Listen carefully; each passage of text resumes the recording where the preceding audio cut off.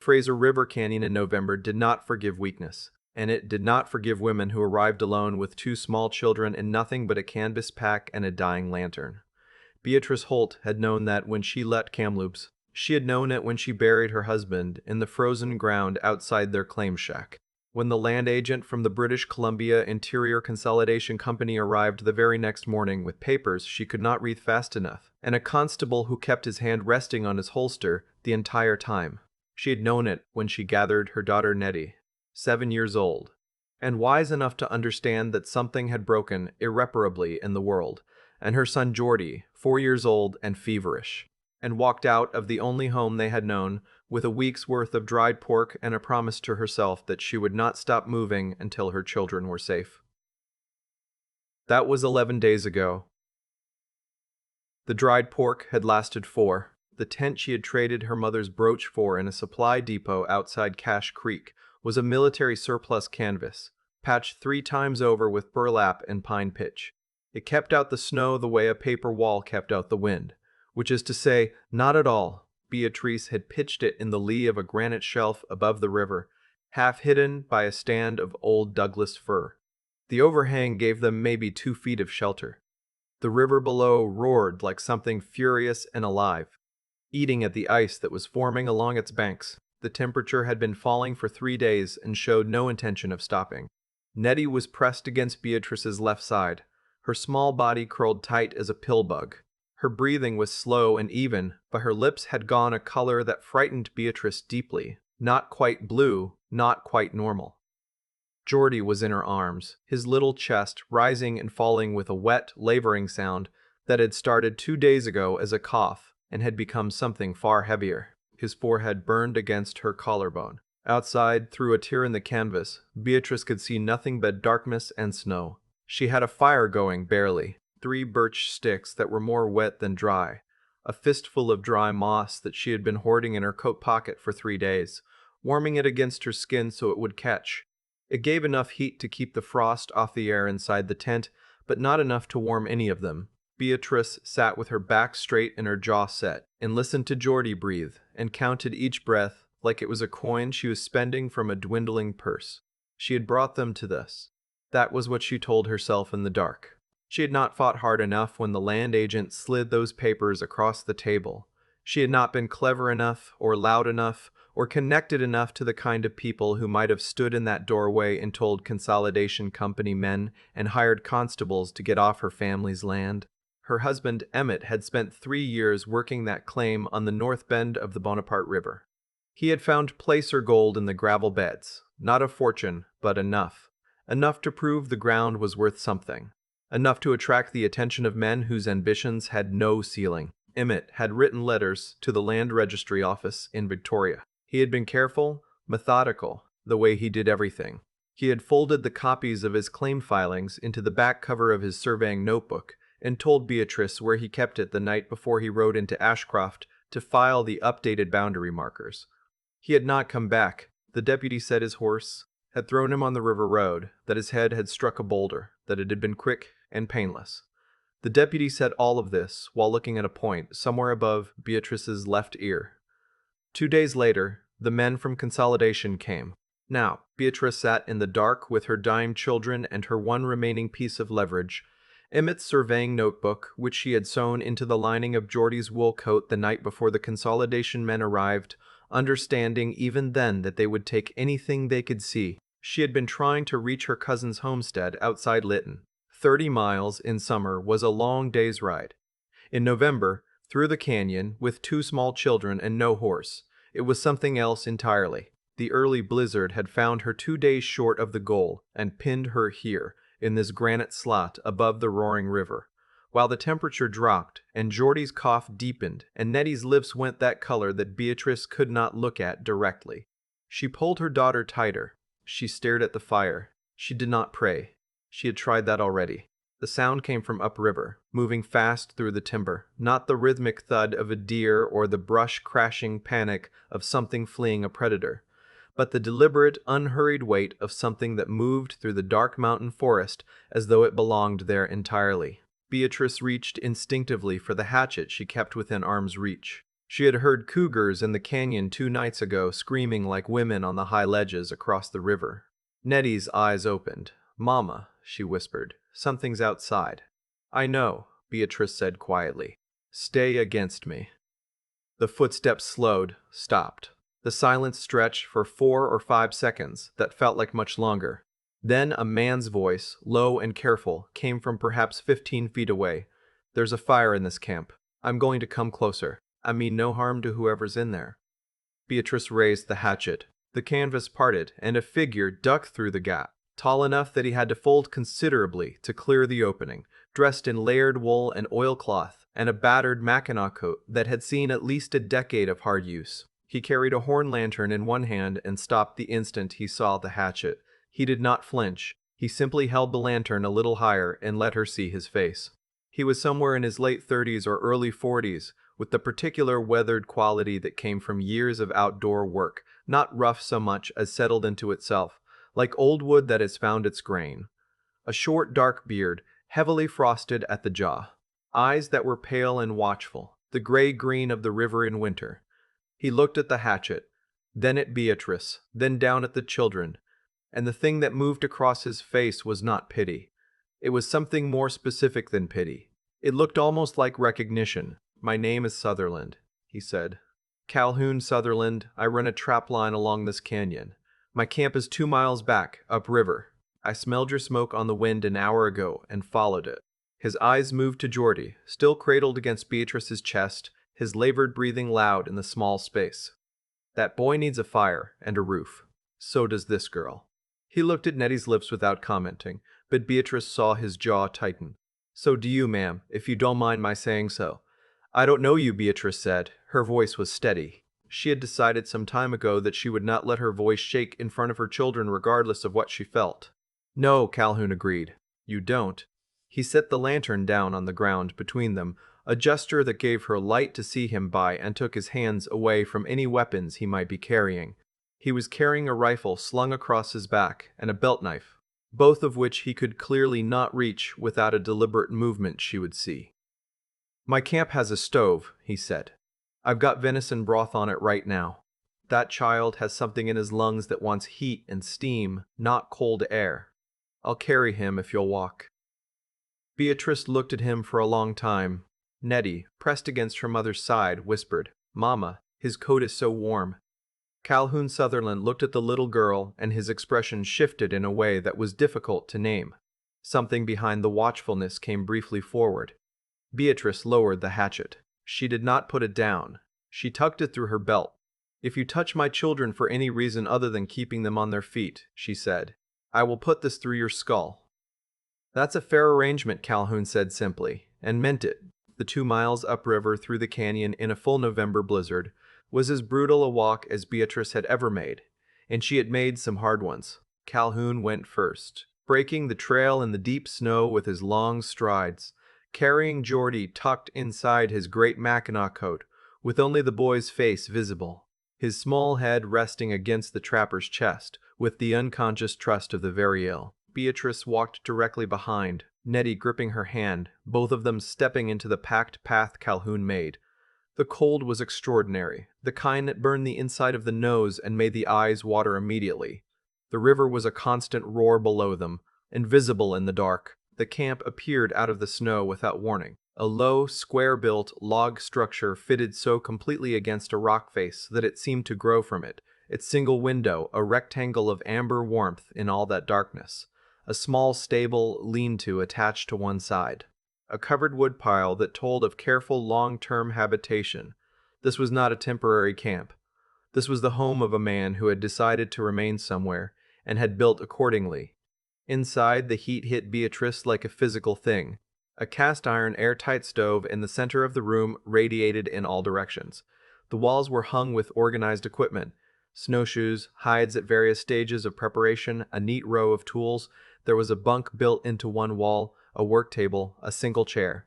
On the stove, an iron pot held exactly what he had promised: venison broth, rich and salted, its smell hitting the back of Beatrice's throat with something that was almost grief. It was so exactly what her body had been asking for. Calhoun laid Geordie down on the bunk and covered him with two heavy wool trade blankets. He handed Nettie a blanket as well, pointing her to a spot on the rug before the stove. Nettie went without hesitation, sat down, and pulled the blanket around herself with the serious practicality of a child who had been frightened long enough that warmth was now more important than pride. "Wet coats off," Calhoun said, turning his back to them and moving to the stove. "Leave them on the chair. They won't dry tonight, but they'll stop pulling the heat out of you." He ladled broth into a tin cup and handed it to Beatrice without turning around, giving her privacy she hadn't asked for but understood immediately. Beatrice stripped Nettie's frozen coat and her own, hung them over the chair, then sat beside Geordie on the edge of the bunk and drank the broth with both hands around the cup. It went down like something miraculous. Her eyes filled without her permission, and she tilted her face away from the room. "I need to look at his chest," Calhoun said quietly, appearing beside the bunk. He didn't touch Geordie. He waited. Beatrice looked at him, then nodded once. He pressed his palm gently to the boy's forehead. Listened to his breathing with his ear close but not touching. His big hands, she noticed, were completely steady and completely careful. "Congestion deep down," he said, the same way a person might note the weather, not to alarm, just to acknowledge what was true. "I've got Labrador tea and dried thyme. Steep them together, keep him breathing the steam. It'll loosen it by morning." He looked up at Beatrice. "He's young and he's strong.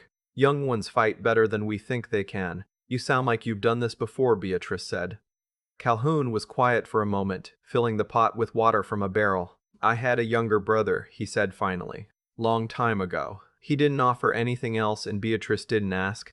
Nettie had fallen asleep before the stove. Beatrice watched her daughter's lips slowly return to their normal color in the warmth, and felt something unlock in her chest that had been clenched for weeks. "Why were you out in the canyon?" Calhoun asked eventually. He was seated at the work table with a cup of his own, not looking at her directly, giving her the option of not answering. Beatrice told him. Not all of it, not at first. The surface version, the facts arranged in their proper order.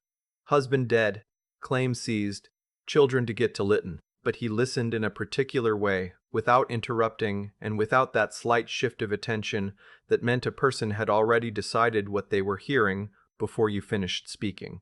So she told him the rest. The land agent's papers, the deputy who wouldn't meet her eyes, the consolidation company, and the 3 years of work that Emmett had poured into the Bonaparte claim. When she stopped, the stove ticked. The wind hit the log walls and moved on. "What was your husband's name?" Calhoun asked. His voice had changed slightly, flattened. "Emmett Holt," Beatrice said. "He filed a placer claim on the north bend of the Bonaparte, updated the boundaries in September. He rode to Ashcroft to register the updated survey on October the 3rd. She stopped. "He never came back." Calhoun set his cup down. He stood up and crossed to the far wall where a wooden crate sat beneath a shelf. He opened it and removed, with deliberate care, a leather surveying satchel, the kind with a flat closure and a brass buckle, the kind that a methodical man would use for documents he considered important. Beatrice was on her feet before she realized she had stood up. "I found that on the river road," Calhoun said quietly. 6 weeks ago, in the brush at the edge of the trail, just past the second canyon bend, like it had been thrown or dropped in a hurry. He held it out to her. "I didn't know whose it was. I didn't know the man. I brought it back here because it seemed like the kind of thing that mattered to someone." Beatrice's hands were shaking as she took the satchel. She knew the buckle. She had watched Emmett fasten it 1,000 times. She opened it. Inside was Emmett's updated survey map. The original, with his measurements and boundary notations in his careful handwriting, the kind of document that would stand up against any forged version the consolidation company might present. On the back of the map, in hasty letters that pressed harder than Emmett usually wrote, as if there had not been much time, they were waiting at the second bend. Fenton knew. The claim is real. Beatrice, the proof is in, the writing stopped there. The edge of the paper was dark. Beatrice sat down on the floor. She did not mean to. Her legs simply stopped holding her. Calhoun crouched beside her, not touching her, not speaking, just present, a large, steady shape in her peripheral vision, while she held her husband's last words in her hands and understood finally and completely what had happened on the road to Ashcroft. Fenton, she said after a while. Her voice had gone very quiet. Cornelius Fenton. He's the regional manager for consolidation. He was the one who brought the papers. I know who Fenton is, Calhoun said. Something in his tone made Beatrice look up. His face had closed in a way she hadn't seen before. Not anger exactly, but the thing that comes before anger in a man who has learned to be very careful about how he spends it. He tried to buy my trapline 2 years ago, Calhoun said. When I told him no, I found half my traps sprung in a dead wolf hung from my doorpost. A message. The pale eyes were still looking at something past the log wall. I know what Cornelius Fenton is. They stayed awake until well past midnight. Geordie's breathing eased somewhere around the second hour, the Labrador tea doing its slow work. Nettie slept deeply, one small fist uncurled on the rug, her face finally slack and unguarded the way a 7-year-old's face should look. Calhoun sat across the work table from Beatrice, and she told him the rest of what she knew, and he told her, carefully, what he knew about the survey registration process in Victoria, and the difference between a forged claim and an original filed survey, and how those things were adjudicated, because trapping in contested territory for 15 years had taught him things about land law that most lawyers in the province did not bother to learn. The original survey in your husband's handwriting, he said, with the date of update and the registration number from his September filing. If that document reaches a Dominion Lands agent in Victoria, Fenton can't touch it. What he has is at best a forgery and at worst evidence of fraud. He paused. The problem is getting it to Victoria without Fenton knowing it's moving. His men will be watching the Lytton Road, Beatrice said. They came as far as Cache Creek looking for me. I saw one of them in the depot. They're not watching the river in November, Calhoun said. He said it in a way that suggested he had already been thinking about this for some time. There's a sternwheeler that makes the Yale run twice a month for the mining operations. Captain out of New Westminster named Headley, who doesn't have much use for interior consolidation because they tried to claim his docking rights 2 winters ago. The ghost of something crossed Calhoun's face. He'd carry a woman and 2 children and a document satchel without asking questions that didn't need asking. Beatrice looked at him across the table. Why are you doing this? Calhoun looked down at his hands. They were scarred across the knuckles, these hands, old scars, the kind that came from work and cold and time, not from fighting. He turned them over on the table. I came to this canyon because I didn't want to know what was happening to people in the valley, he said at last. I thought if I stayed far enough back in the timber, it wouldn't concern me. He was quiet for a moment. Then I found that satchel on the river road, and I brought it home and I kept it, because I couldn't stand the thought of it just lying there in the mud. And then a light showed through the snow where there shouldn't have been one, and I followed it. He looked up. I've been telling myself for 2 years that Fenton is someone else's problem. I don't think I believe that anymore. Beatrice was quiet. The stove ticked. My husband used to say, she said slowly, that refusing to see something isn't the same as it not being there. Calhoun nodded once. He sounds like he was a sensible man. He was, Beatrice said. Her voice didn't waver. She had done her breaking down already, in the dark, alone, when there was no one to see. She didn't need to do it again. He was a very sensible man, and he deserves better than what they gave him. Calhoun Sutherland looked at Beatrice Holt across the work table in the firelight, and something shifted in his expression.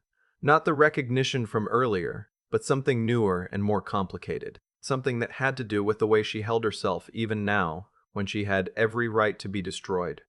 We leave at first light, he said. I'll get you to the Yale landing. Nettie woke from her blanket. Mr. Mount. Sutherland, she said, in the direct and unself-conscious way of exhausted 7-year-olds. Will there be more broth? There will, he said, and went to the stove, and that was that. The morning brought 6 inches of new snow and a sky that had finally exhausted itself, pale and still above the canyon walls. Calhoun packed with the efficiency of a man who had been making trips in hard conditions for most of his adult life. Small, dense parcels, nothing unnecessary, weight distributed against the body rather than away from it. He made up a carry for Geordie against his chest inside the Mackinaw, the boy awake now and quiet, his breathing still thick but no longer frightening.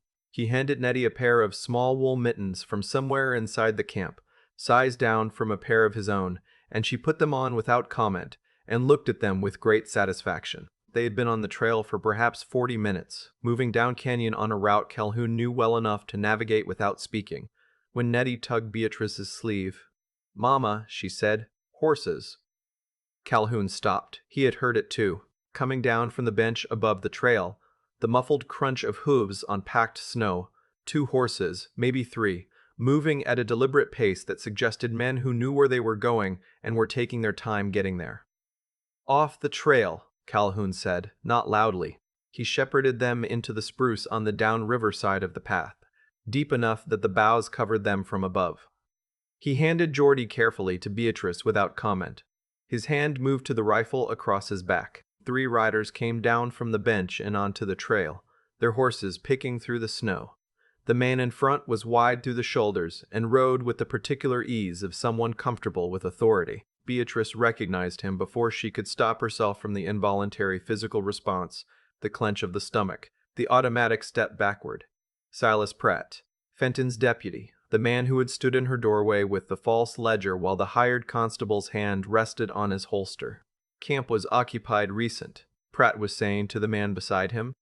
"Fire's half a day cold. Trail breaks upriver. Someone moved through here with children, judging by the size of the prints. Boone says there's a trapper, works this canyon," the second man said. "Sutherland. Fenton wants to know if he's involved." "If he is," Pratt said in a flat and informational way that made Beatrice's hands grip the satchel tighter. "Fenton says solve it quietly." The riders moved past on the trail below. Beatrice counted her own heartbeats until the sound of the horses faded up canyon. Calhoun lowered the rifle. "They'll find the camp empty," he said quietly. "They'll know we're moving downriver. We have maybe 3 hours before they're back on our trail." He looked at Beatrice. He did not ask if she was all right. She appreciated this. "Can you move fast?" "I've been moving fast for 11 days, Beatrice said. "Ask me something harder." Something crossed his face that, under different circumstances, she might have called a smile. They moved. The descent to the Yale landing took 2 hours at a pace that left no room for difficulty, and there was difficulty anyway. Nettie went through the snow crust twice on the lower bench. Beatrice's left boot seam split on a rock crossing. Calhoun navigated them through a section of trail blocked by a fallen fir with Geordie against his chest, and the rifle balanced in one hand. They did not speak unless it was necessary, and everything that was necessary was said in as few words as possible. The landing appeared below them through the last stand of cottonwood, a plank dock over the river ice, a canvas supply depot, the broad, flat hull of a stern-wheeler tied at the far end with steam already rising from its stack.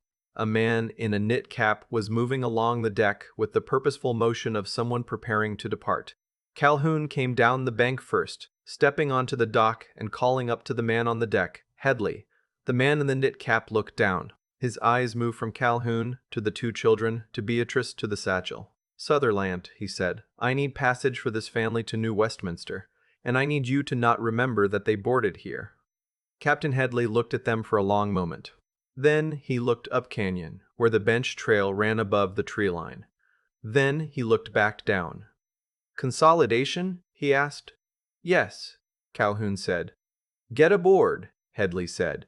"We're leaving in 10 minutes." On the deck of the sternwheeler, with the Yale landing falling behind them and the canyon walls rising on either side into a sky that had gone the particular deep blue of a BC winter afternoon, Beatrice stood at the rail with Geordie on her hip, and Nettie pressed against her side and watched the timber slip past. Calhoun was beside her. "Where will you go?" he asked. "Victoria first," she said. "There's a Dominion lands agent there. I'll file the original survey. And there's a lawyer my cousin knows who takes cases against interior consolidation." She paused. "Emmett deserves to have his name on that claim, legally and permanently." She tightened her arm around Geordie. "After that, I don't know."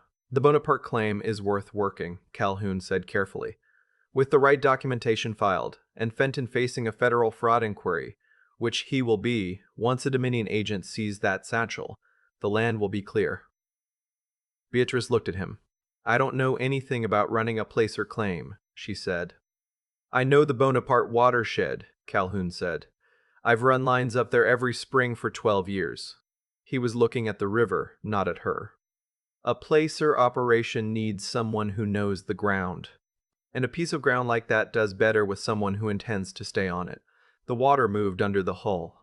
Nettie had found a coil of rope on the deck and was examining it with deep interest. Geordie had gone to sleep against Beatrice's shoulder, his breathing finally clear and even.